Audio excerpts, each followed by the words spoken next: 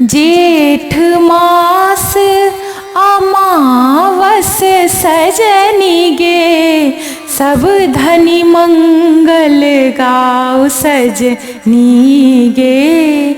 जेठ मास अमावस सजनी गे, सब धनी मंगल गाओ सजनी गे।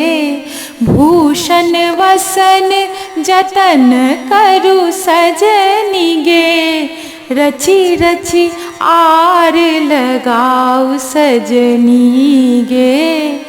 काजर रेख सिंदूर भल सजनी गे, काजर रेख सिंदूर भल सजनी गे। पहिरथु सुबधि सयानी सजनी गे, हरसित चलली अक्षय वट सजनी गे। हरसित चलली अक्षय वट सजनी गे, गवितहि मंगल गान सजनी गे।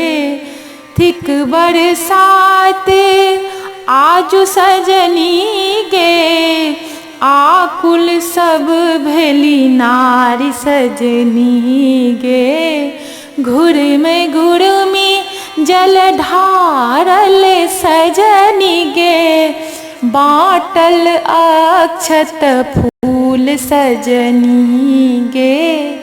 कातर लाल देल आशीष, कातर लाल देल आशीष।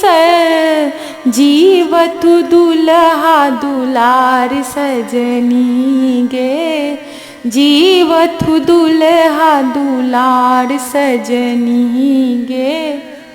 जेठ मास अमावस सजनी गे, जेठ मास अमावस सजनी गे।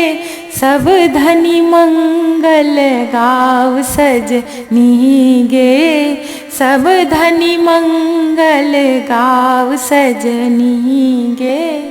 सब धनी मंगल गाओ सजनी गे।